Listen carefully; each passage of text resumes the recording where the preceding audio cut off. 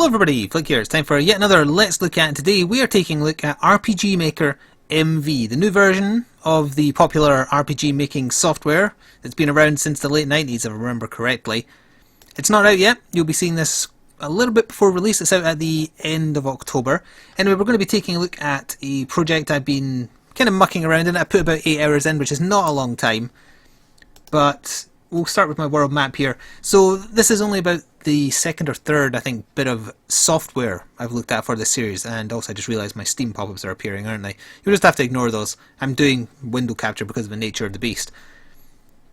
It's a software thing. It's not a game you play, it's a bit of software you use to make games, but it simplifies the process of making traditional Japanese old school RPGs, and it's added a bunch of extras from the old version, which was VX Ace, which I also mucked around with for quite a while. So I've been flinging together something to kind of show off some of the new stuff it does, just kind of talk you through the basics of how you would make something. It doesn't involve any programming if you don't want it to, which is the thing that appealed to me the most, because as much as I love creating stuff like games, I hate programming. I despise it with a passion.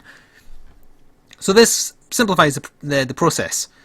It's also worth pointing out that VX Ace was actually the thing used to make at least a couple of very, very popular releases about a year ago, or maybe even earlier this year. It made To the Moon, or To the Moon was made in RPG Maker, and so was Always Sometimes Monsters, which was another popular one. Interestingly, neither of those featured battles. It was just kind of used as a tool to tell a story without the need for RPG mechanics per se. I guess those people also hated programming. So we'll go over some of the new stuff added, but first of all, let me just talk you through what I have here. This is my world map. I'm still adding to it, but the general gist of it is, well, I don't know if I want to spoil that, because I might release this to be played once I actually have something more substantial. But anyway, let's just say it's a small island. There's one way off of it. There's events already in place. And let's see, we've got I've made a camp here that's got a bunch of stuff we'll go into in a second, and there's individual houses, and this is my start location for my character here. Some of the tents I've made. I made all these myself, by the way, from scratch. You can use pre-built, and you can also randomize as well. Then there's also going to be a dungeon in this lighthouse here, so I've been putting together some floors with that. I've only done the first one so far. And then I also have this burnt hut that I'm working on. And this is what I'm actually going to focus on for the video, because I'm going to just show you how to add an actor here, how to add an event trigger, and just show you how the process works. And how simple it is, because if an idiot like me can do it, then so can anyone. So, I'll show you very quickly how easy it is to just jump into a game to test something. So as I say, this is my start point here, and this is my character. I used the character generator to make him, which is returning from VX Ace. There's a bunch of options, and you can just hit randomize, randomize, randomize, randomize, and you get a whole bunch of people just randomly selected out of all the various options, and they're all unique. So chances are you won't have two characters the same. There is also pre-built characters, but I would prefer, or I prefer anyway, to make my own. You can also randomize female characters here as well, like so. So I've done that for a few characters, and I've got my main character here. And this is his start location. I haven't put any kind of plot in, because you don't really want to do that at the start of a game, because you'll be moving around so much. But if I was to hit play game here, it's as simple as that. The music might be a bit loud, so let's quickly jump in. And that's right, I've called it generic fantasy, because it is. At least what I have. So here we are moving around. I am using the arrow keys, and I can use shift to run, and then spacebar is interact. Or because the game now has support for exporting your game onto phones, it also has touch support. So I can actually use the mouse to press, and this simulates the equivalent of me pressing on my iPad or whatever. So there we go, that's movement as well. And right click is menu. So here's my character. I called him Jason McDonnell. His class is hero for now. He's got cure and spark. He's got no specials. Oh, someone else coming onto Steam. He's got basic equipment and so on. The music is a bit loud, isn't it? I won't spend too long in here then. And I can, if I want, just kind of run out into the camp. And there we have it. I've got some dialogue here, just to show you how it works. And these are that guard at the door there, I've made him stand still, but some of the other ones I've just got on random patrols. I've got animated smoke coming off of chimneys and fire. Got some horses down here. What do you say? You say something about these vegetables, aren't you? Yeah. And if I want, I can go into one of the tents. Like so.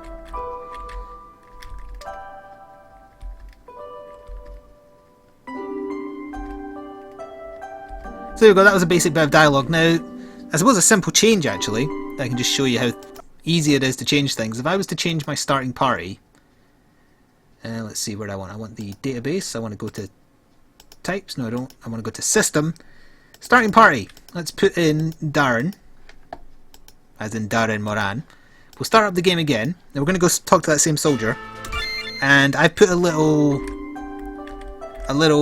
what's the word? Clause in the array for him, where if I have Darren in my party, the dialogue changes. So hopefully it'll work. So yeah, good day, good morning. Then he'll say, if you need my help, just let me know. And then he says, actually I'm here. I doubt he'll be needing help. So the dialogue changes because of my party changing. That's just one of the many clauses you can put. You can do triggers, you can do switches, and it's all about assets and events. Event triggers, switches, that sort of thing. It sounds complicated, but believe me, compared to actually programming this stuff, it is so easy.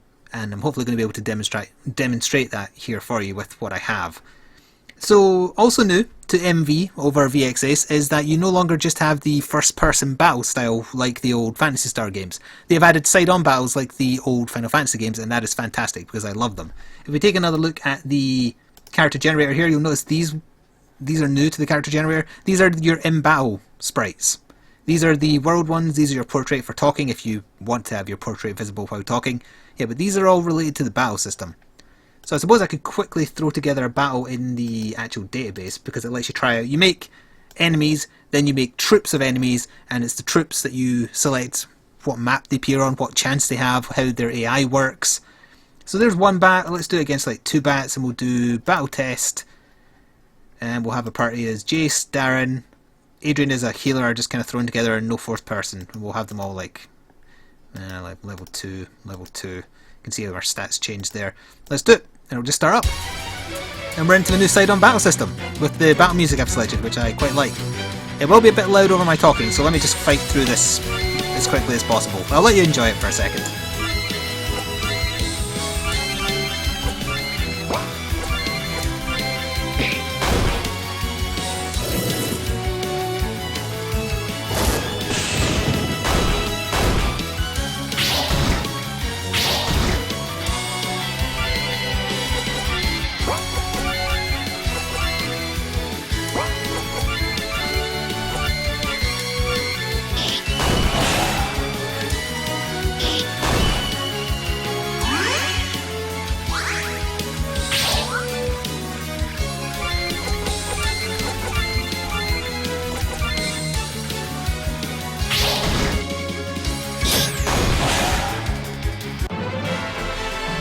Oh, there we go.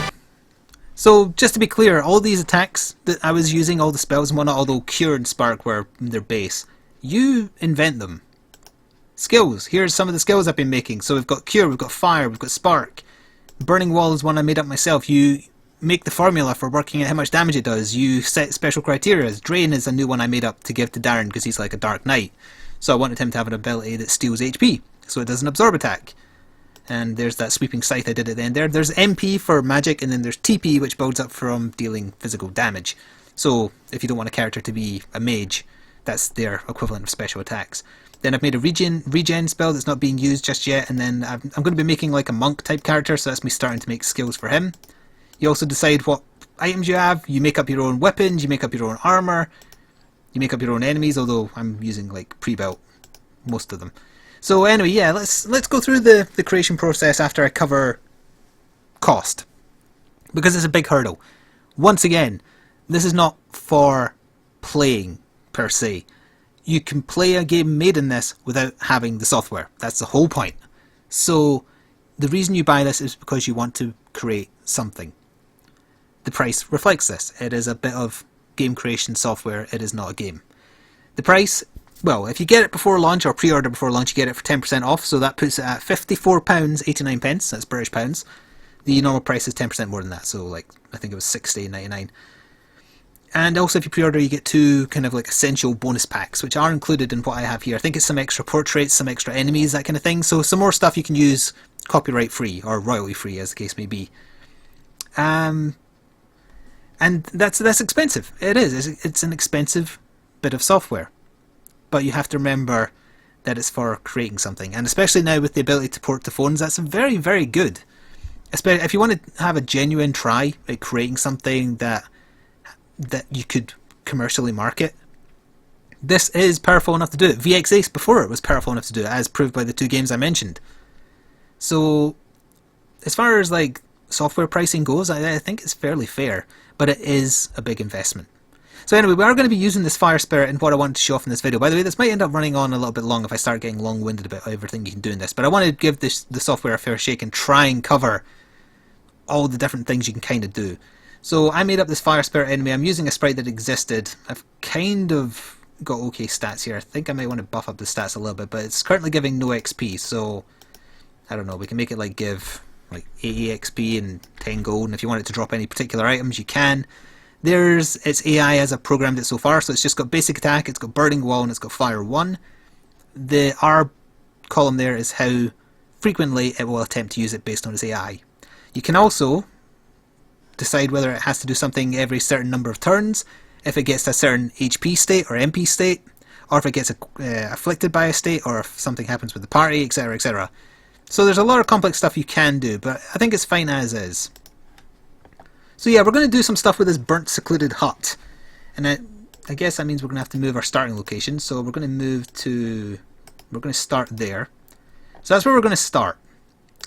And let's say that we'll have a sprite here of a character I've created that is obsessed with fire. So let's see, where is she? If she's here somewhere. That's her. Ren. So we're going to have her standing there. She's not actually going to do anything though, because she's just going to stand there. The trigger is actually going to be somewhere else. So let's see, if I want the trigger to... See, usually if you want something to happen by the character walking over an event, you have to try and make sure you force the player to have this linear path. So what we could do actually is say... We'll move her there, and if I put something in the way here. So we'll switch from event mode to mucking around with the scenery itself. And I could put, say, like a broken log there as well. So that forces the player to walk there. We'll put a new event there. We'll put it below the characters and we'll make the trigger event touch. So when the player walks over this event, whatever you've put within this event triggers. So what we could make happen first of all is, what event number is this? This is event 18. So what we could have is, let's say we'll have like, let's have Jace say, huh? That's what it's going to look like. That's fine. Then we're going to move event 18. Let's see, move. I always forget which bit I'm looking for. Is it actually set event location? No, that's exchanging events. I want to move the event. You can do that. I've done it many times, it's just I always forget where things like that are in this menu. Let's see, conditional, nope, nope, nope, nope, nope, nope, nope, nope, must be there. Movement, transfer player, nope. Set movement route. Event 18. Move down, wait, say like 30 frames. Okay. And then we could have her saying hello. So we'll go down to Ren, her face. Her name will just be question mark for now, and she can say, hiya. So let's try that and make sure it works so far. So we're going to start on that map now, and good, all the fire and smoke works. I was worried about that. So when I stand on this square, it should trigger. Sure enough. So I'm not going to do any like in-depth plot here. So we're just going to cut straight to the chase. So go back to this event. Sorry, by which I mean this one. And we shall have Ren say, there's a rogue fire spirit in the basement of this house. Can you help me kill it, please? To which Jace will reply, oops, sure. So how do we want things to change when this happens? Well, first of all, we're going to do a fade to black so that we can hide some stuff from the player. So we're going to go to, where's fade to black? I always lose that one. Fade out background music. No, we want to fade out screen. Fade out the screen. And then we want to erase an event. Or we could set a trigger, actually. That's another one. Let's see, does erase event still only do it for this event? Yes, it does. Well, we want to erase that as well, but not yet. So we want to make, let's say, like, make an event trigger, I guess. It's not the best way to do this, but we can do it. So let's say, like, control a variable. Well, control a switch. Alright, control a switch. We'll set single switch 1 to on. So what does that mean? Well, we go to this one, do a new page, and if we do single switch 1, we'll call this one test. If that's on, we just want that to be erased. So we're just going to do erase event. So that should make her vanish from the player's sight. And we also want her to join the party. So, let's see, change party member, add to the party. Renoak, that's her full name, she's an elf. So she's added to the party. Then we want to fade in, I guess, and that's it. And that should work. So we'll do fade in. And then erase event. Let's see if all that works. I may have forgotten something because I'm rushing. Let's see. So we walk up here. Hiya. There's a rogue fire spirit in the basement of this house. Can you help me kill it, please? Sure. Fade out. She's gone. She's now in the party. And these events should not re-trigger if I stand on them because they're erased. Good. And she's in the party proper. Yes, she is. Alright, so that works as intended, but now we need to actually have a basement. So to very quickly go over how map creation works. Burnt hut. We want, like, new. We want a... Well, as I say, you can make ones from a set list. Like, these are all pre-made ones.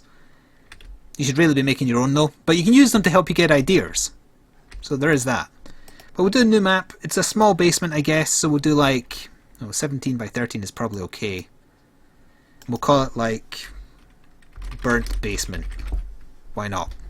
And it is going to be a... Yeah, dungeon. We'll class it as a dungeon. We can specify the background for battles. Let's see, is there like a foreboding looking cavernous type one? That might do. Then you can have a background like that if you want. So yeah, let's say that battles under here are going to, well, no, it's not a mine shaft, that's not going to fit. That'll do. They're going to look like that, and you can specify background music if you want. There's a bunch that come with the game. What does Dungeon 1 sound like? Sure, that'll do. It's going to have that background. It's not going to have any set music, but now we're just going to kind of go back to the creation phase and make a scary looking basement just for funsies. So that's a wall, not a floor. Never mind, let's start that again. So we just kind of do that. Again, normally put more care into your map creation, but this is for speed's sake. So there we go. By the way, every time there's a flash, that is someone signing into Steam. I guess we can kind of like make a wall like that. Well, actually, that could all be a wall, couldn't it? And do that. This is not quite how I envisioned it, but for the purposes of testing things, it'll do. There, that's kind of a basement. It looks like there's a death drop here. In fact, we could literally make it a death drop if I did this. So there we are. There's now a cavernous drop, although that does mean that this area would probably just have to all be rock then. Rock walls. Yes.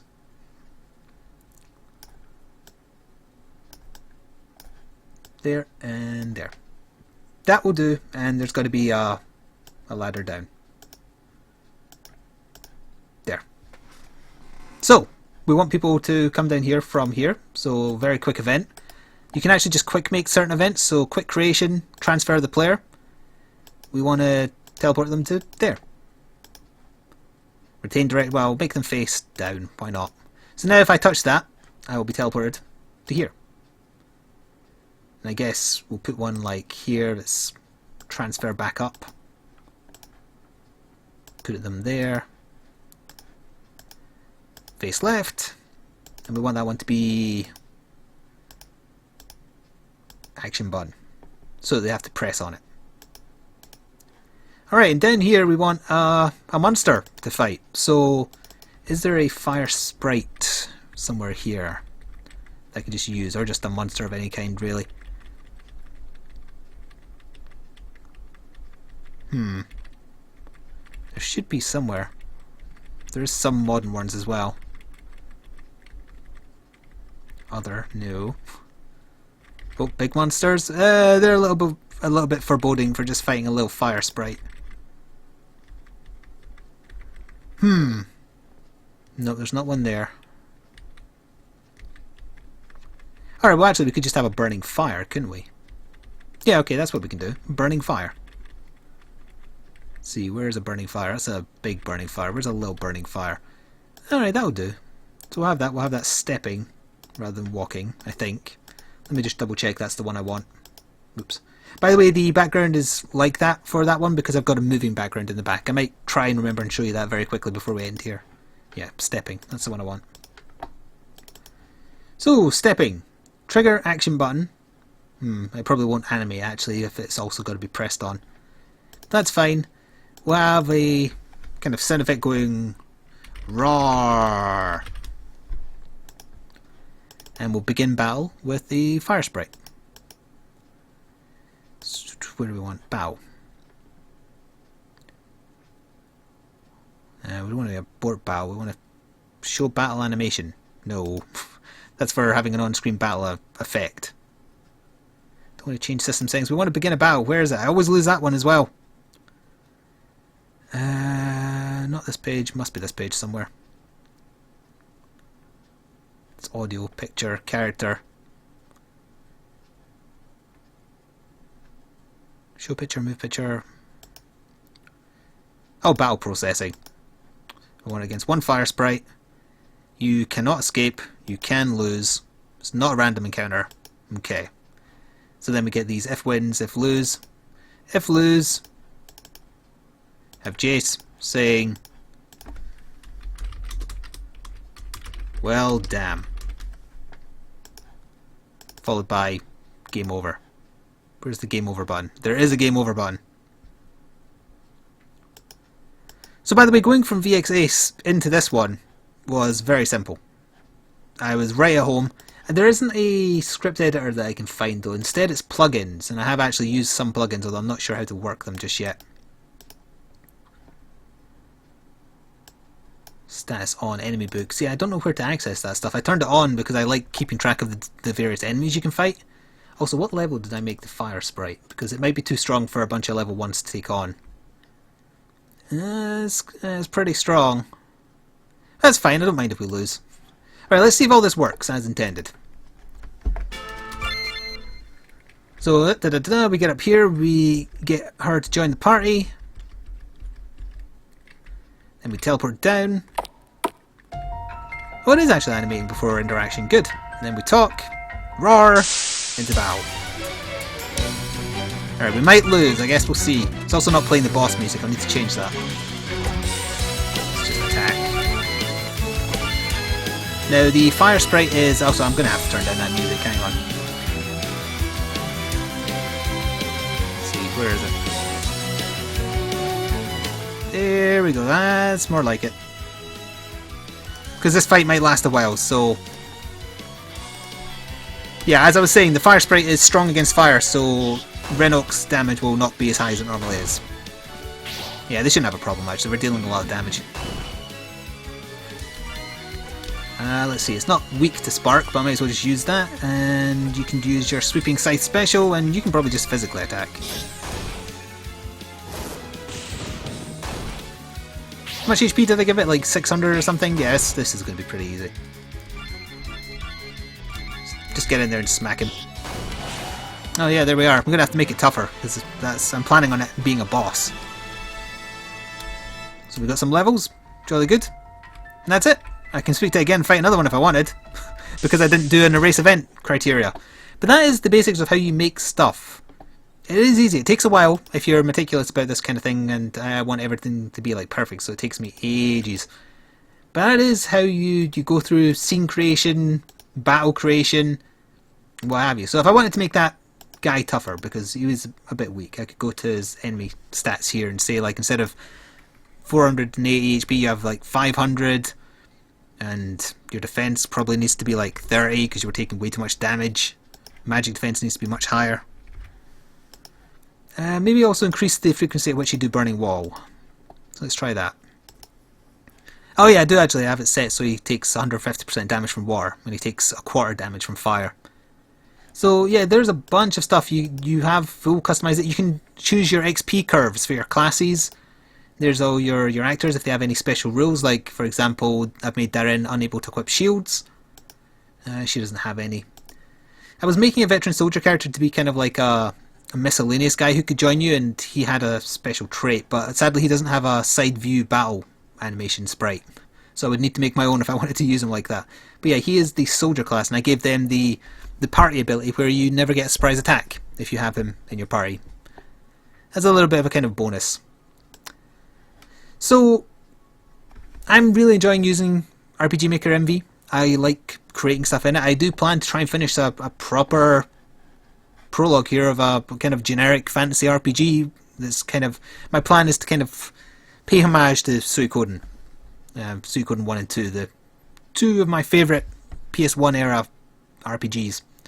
So you kind of like have characters to go recruit and whatnot. So yeah, I'll keep on working this in my spare time. Don't expect to see anything concrete super soon. But if I have something done here at the end, I can release it on PC, I can release it on phones. There's plenty of resources with it, and it is easy to learn. It takes a little while if you're coming into it brand new, but you just saw me make a scene. It's as easy as that. It gives you clear and concise information. It gets a little bit more complicated when you start using lots of switches to make events appear and under certain conditions. Kind of if you mix in a quest type scenario, like say, oh, this quest won't be offered until the player has so and so a thing. All that sort of stuff you've got to kind of plan out. It gets a bit more complicated. These basic kind of if something or something scenarios, they're easy to wrap your head around. So it's a good powerful bit of kit that I really enjoy using, but it is not a game. If you want to get it, you are getting it with a mind to constructing something. And that's really what I want to drive home here because of how expensive it is. You don't need it to play what other people have made in it. It's purely if you want to actually get in on the creation process. You can make all sorts of things. There is some, like I said, there's some modern stuff, but mostly it's fantasy based, so I bet you could probably do a mix. But I think that's going to do it. I've shown off some of the basics. What's different in MV over VXS? It's the side view battle, which I love a lot better than the old style. Massive, massive improvement. The ability to instantly create something that's compatible with phones. And also HTML5, actually. I'm just reading in my other monitor where I have the Steam window. Let me cheat, actually, and go have a little look to make sure I've covered everything. Yeah, let's see. You can export for Windows, for Mac, for Android, for iOS, and HTML5 browser games. They've improved the map editor. Yes, they have. I would say it's much easier to use. The event system is back. There's built-in resources. Yep, that's true. And there's the new battle style and the ability to touch screen. Oh, that's the other thing. Yeah, your games are also higher resolution. The window used to be a lot smaller base, and you can't do anything to expand it, or you couldn't, sorry, in VXS. But yeah, it's better sized now as well. And it has those plugin things. I must admit, the plugins are new to me, so... wrong bit. So I'm not fully kind of up on how they work. Like that says displays detailed statuses of enemies. I'm not sure where that applies. Detailed statuses of items, alternative menu layout, that one I get. An alternative load and save. But I think that's going to do it. Look in the future to my vlogs if I do end up finishing something here. That's definitely where I'll talk about it. But yeah, this has been a Let's Look At of RPG Maker MV by Kadokawa. I don't think I covered that at the start. It's out at the end of October. There will be a link to the Steam store page in the description box below for you to check it out for yourself. I hope you enjoyed. Leave a like if you did. Let me know how you feel about maybe me doing kind of ever so often little kind of catch-ups on how the creation process is going. I don't know if you want to see that. Let me know. Anyway, thanks for watching, and ta-ta for now.